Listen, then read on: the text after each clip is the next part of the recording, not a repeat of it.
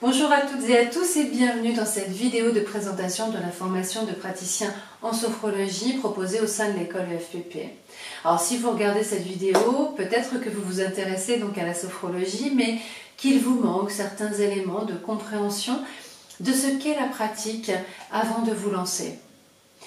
Peut-être qu'à titre personnel, vous recherchez des clés, des outils afin d'être dans un mieux-être, de gagner en autonomie ou encore pour faire face aux aléas quotidiens. Ou alors vous êtes en train de prendre un virage de reconversion professionnelle et vous êtes attiré par les domaines en lien avec la santé ou encore le bien-être. Ou alors vous êtes déjà en activité, déjà installé en tant que psychologue, psychopraticien, infirmier, infirmière, éducateur ou autre, et vous souhaitez intégrer une approche psychocorporelle cette fois à vos accompagnements. Alors je me présente, je suis Séverine Michaud, j'exerce en tant que sophrologue et je dispense la formation de praticien en sophrologie au sein de l'école EFPP. Alors je suis également coach professionnel, je suis praticienne PNL et je me suis certifiée en intelligence émotionnelle ainsi que dans l'identification et l'accompagnement de l'hypersensibilité auprès d'Élodie Crépel, elle-même spécialiste dans les neuroatypies. Et puis j'ai décidé de compléter mes connaissances par une formation en thérapie cognitivo-comportementale, toujours en lien avec des thérapies brèves. Alors il y a de fait certaines notions issues de mes différentes approches que j'aborde dans la formation. Mais avant toute chose, je voudrais essayer de vous éclairer sur ce qu'est la sophrologie exactement. Peut-être que je vais commencer par ôter des idées reçues qui cantonnent la sophrologie à des techniques de respiration et de relaxation. Alors, certes, ces techniques, elles sont au cœur de la pratique. Et en même temps, il faut bien intégrer le fait que le travail complet en sophrologie, il va démarrer vraiment à l'issue de ce que l'on appelle un état de conscience modifié et recherché. On va distinguer l'état de veille ordinaire de cet état de conscience modifié qui est entre veille et sommeil. Et c'est dans cet état qu'une personne va devenir plus réceptive à des visualisations positives, par exemple, ou bien pour accéder à ses ressources souvent inexplorées et ainsi progressivement gagner en autonomie, alors notamment à travers des prises de conscience. D'ailleurs, on peut définir la sophrologie comme une pratique permettant de développer notre conscience sur 3 niveaux. Au niveau corporel, au niveau émotionnel et au niveau mental. Ce que je ressens, comment je l'appréhende et comment j'agis en fonction de ce qui est bon pour moi. Alors maintenant que je vous ai apporté, je l'espère, un éclairage sur ce qu'est la sophrologie, vous vous dites peut-être, vous vous posez la question, mais concrètement, comment cela s'articule une séance? Alors la pratique, elle se décompose à la fois d'exercices que l'on appelle dynamiques, certains ne le sont pas, et dont chaque exercice possède sa propre intention, soit d'évacuer des tensions, de se recentrer, de retrouver du calme ou autre chose. La respiration sera bien entendu un fil rouge, un fil conducteur durant les différentes techniques employées durant une séance.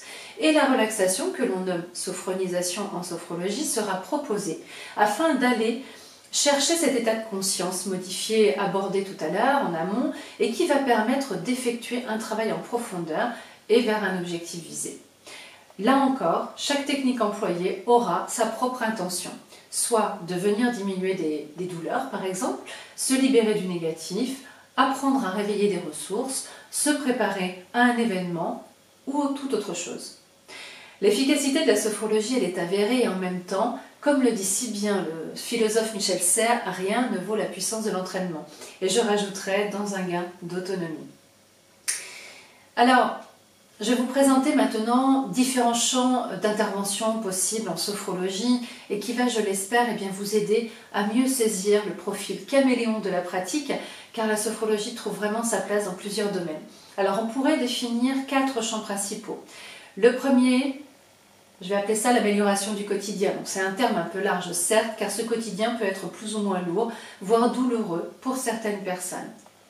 Alors dans ce champ d'intervention, on va y retrouver des accompagnements qui sont assez récurrents, comme par exemple sur la gestion du stress, des émotions, des troubles du sommeil, de certaines dysfonctions sexuelles pour des sophrologues qui seraient formés pour, accompagner les changements perso ou pro, que ce soit suite à une séparation, un deuil ou encore un changement de poste qui pourrait être potentiellement anxiogène, ou encore venir renforcer la perception de soi, l'amour-propre, l'estime de soi, l'image de soi, La liste est non exhaustive, bien entendu.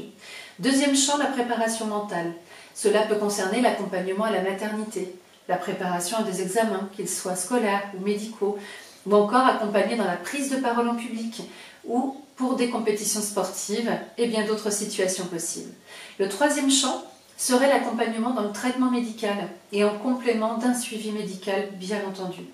Cela peut concerner l'accompagnement de personnes atteintes d'un cancer. La sophrologie s'intègre dans le parcours des soins supports et la pratique sera un appui afin de diminuer les effets secondaires liés au traitement de chimiothérapie, radiothérapie, immunothérapie et notamment dans la diminution des douleurs, mais également d'apprendre pas à pas à reprendre de l'énergie, de l'optimisme, etc. On peut accompagner les malades mais aussi les aidants qui peuvent être en demande de soutien également. Alors, juste pour information, il y a aussi des sophrologues qui se sont spécialisés dans l'accompagnement vers la fin de vie.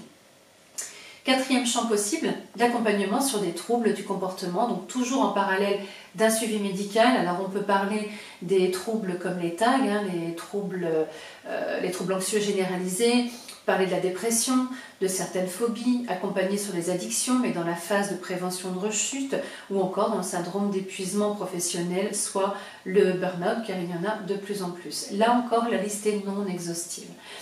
La pratique étant adaptable et modulable, elle peut donc s'intégrer dans de nombreux domaines d'intervention possibles. Alors maintenant, je voudrais aborder avec vous la formation, le programme de formation. Donc, il s'agit d'une formation sur une année. Il n'y a d'ailleurs qu'une rentrée et elle sera en septembre. Dans cette formation initiale, on y retrouve le cycle fondamental en sophrologie, soit les 4 premiers degrés, auxquels j'ajoute des notions de PNL, avec des techniques spécifiques et utiles en sophrologie, de l'intelligence émotionnelle et une pointe de thérapie cognitivo-comportementale, notamment lorsque j'aborde les cours sur l'anxiété ou les phobies. En dehors des différents thèmes abordés et des concepts en sophrologie, j'insiste tout au long de l'année à travers des échanges, des visios, des exercices et aussi des théories sur la posture du sophrologue, son éthique vis-à-vis de la personne accompagnée. Le praticien n'a pas un rôle de conseil, mais d'accompagnement vers une autonomie recherchée et surtout en fonction de ce qui est bon pour la personne. C'est ce qu'on appelle sa propre écologie. Concernant la partie pédagogique et les outils pédagogiques proposés, alors chaque semaine, les apprenants reçoivent sur leur portail de cours à la fois une vidéo de présentation du cours, le cours théorique en PDF, des vidéos d'exercices dynamiques, surtout sur la partie premier et deuxième degré, et un audio des séances en lien avec les cours afin de vivre avant tout la sophrologie sur soi et intégrer progressivement différents protocoles. Durant les 2 premiers mois, il y aura une visio par mois, le mercredi soir de 18h à 20h. Et dès le 3e mois, nous passons à 2 visios de 2 heures par mois, dont une qui sera entièrement consacrée à de la pratique. Les visios sont proposées en présentiel et ou en distanciel.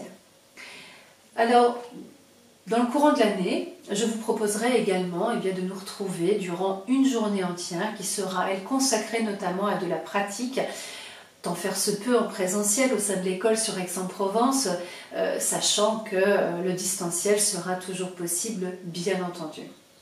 Alors pour cette formation, il y a une certification à l'issue de l'année, avec donc quelques conditions d'obtention, à savoir avoir une assiduité lors des visios et notamment celles dédiées à la pratique.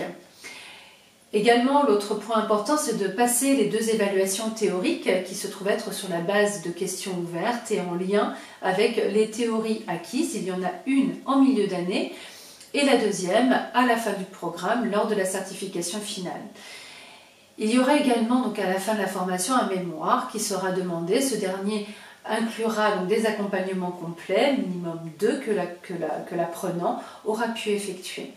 Et puis, la certification se terminera par une soutenance d'une séance complète du choix de l'apprenant et qui sera proposée, effectuée en présence d'un ou d'une sophrologue et de moi-même. Alors voilà, j'espère qu'à travers toutes ces informations, j'ai pu vous éclairer et avoir pu vous apporter plus d'informations sur ce qu'est la sophrologie, sur la formation en elle-même de praticien en sophrologie, sur le programme, mais également sur mon approche. Alors, vous pouvez également consulter la page dédiée au programme directement sur le site de l'EFPP. Et si malgré tout, des questions restent en suspens, n'hésitez pas à m'adresser directement un mail à l'adresse suivante, séverine@efpp.pro. Sachez que les préinscriptions sont d'ores et déjà ouvertes sur le site de l'EFPP. Donc, il me reste à vous dire peut-être à bientôt. Peut-être au plaisir de vous accueillir à la rentrée, mais en attendant, prenez soin de vous. Au revoir.